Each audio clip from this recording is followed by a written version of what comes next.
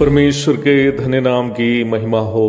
प्रभात मनन के सत्र 1491 में आप सभी का बहुत ही विनम्रता के साथ स्वागत करता हूं। आइए आज के मनन के लिए हम पढ़ते हैं तीमुथियुस को भेजी गई दूसरी पत्री अध्याय 2 पद 13। यदि हम अविश्वासी भी हो तो भी वह विश्वास योग्य बना रहता है, क्योंकि वह आप अपना इनकार नहीं कर सकता। कल हम परमेश्वर की विश्वास योग्यता और हमारा विश्वास पर कुछ बातें चर्चा की थी। हम ये देख चुके हैं कि परमेश्वर के विश्वास योग्यता वो स्वयं अपने नैतिक स्वभावों के साथ दिखाने वाला विश्वास योग्यता है। वही हम उन नैतिक स्वभावों के साथ जो हम परमेश्वर से प्राप्त किए हैं, पाप से प्रदूषित होने के कारण विश्वास योग्यता नहीं दिखा पाते हैं। कल के मनन को एक प्रश्न के साथ में समाप्त किया था, हम कैसे विश्वास योग्य बन सकते हैं। यद्यपि ये प्रश्न प्रारंभ में पढ़ी गई पद से सीधा ताल्लुक नहीं रखता हो, मुझे लगता है कि इस प्रश्न का उत्तर हम यदि नहीं जान पाते हैं तो अन्य बातें जो हम इस पद से जाने हैं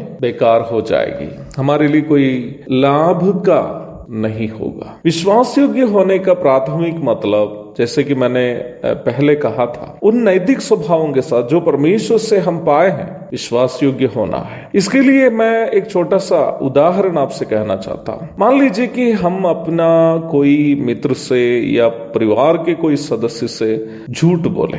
हम अक्सर अपना लाभ के लिए दूसरों से झूठ बोलने के बाद ये सोचते हैं कि हम अगले को धोखा दिए, जबकि सच्चाई यह है कि हम अपने आप को ही धोखा दिए। अगला व्यक्ति जिसे हम झूठ बोले हैं वो केवल हम पर भरोसा किया, इसलिए हमारी बात पर विश्वास किया। वो नहीं जानता कि हम उनसे झूठ बोले हैं, इसलिए हमारी बात पर वो यकीन किया। परंतु सच बोलने के बहाने हम अगले से झूठ बोलने पर भी हम स्वयं ये जानते हैं कि हमने अगले से झूठ बोले हैं। इसलिए ही अगले की आत्मा उसको दोषी नहीं ठहराएंगे, क्योंकि वो नहीं जानता है कि हमने उससे झूठ बोला, परंतु हमारी आत्मा निश्चय ही हमें दोषी ठहराएगी। हमारी आत्मा हमसे अवश्य ये कहेगी कि हम बेईमान हैं। जब हम इस प्रकार करते हैं, वास्तव में हम अपनी ही नैतिकता के साथ विश्वासघात कर रहे हैं। इसी तरह मनुष्य करने वाला कोई भी पाप कर्म सबसे पहले वह अपने ही नैतिक स्वभावों के साथ करने वाला विश्वासघात है। जब हम किसी से नफरत करते हैं, हम अपना प्रेम नामक स्वभाव के साथ विश्वासघात कर रहे हैं। जब हम किसी से निर्दयता से व्यवहार करते हैं तो हम अपनी दया नामक स्वभाव से विश्वासघात कर रहे हैं। जब हम किसी की जो जरूरतमंद है, क्षमता होने के बावजूद भी मदद नहीं करते हैं, तो अपनी भलाई नामक स्वभाव के साथ विश्वासघात कर रहे हैं।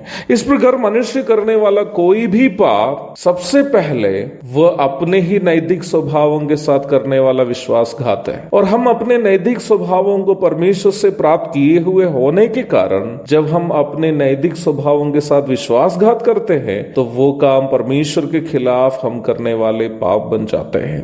क्योंकि परमेश्वर की इच्छा यही है कि हमें दिए गए नैतिक स्वभावों के प्रति हम विश्वास योग्य हो और हम उसकी परिपूर्णता में ही उसका प्रदर्शन करें। मत्ती 5:48 पढ़िएगा। ऐसी परिस्थिति में परमेश्वर की पवित्रता को चाहने वाला हर एक व्यक्ति के अंदर एक प्रश्न अवश्य उत्पन्न होगा कि मैं कैसे अपनी नैतिकता को, अपने नैतिक स्वभावों के साथ विश्वास योग्य हो जा सकता हूं। समय के अभाव में आज इस बात की चर्चा में जारी रखना नहीं चाहता। एक और दिन आप कृपया इंतजार कीजिएगा। प्रभु दया करे, कल हम मनन करेंगे कि पाप से प्रदूषित एक शरीर में जीवन बिताने वाले हम कैसे परमेश्वर के नैतिक स्वभावों की परिपूर्णता प्राप्त कर सकते हैं। एक और शुभ दिन की धन्य कामनाओं के साथ इसका मनन का मैं यहाँ पूर्ण विराम करता हूँ। मारानाथा। आमीन।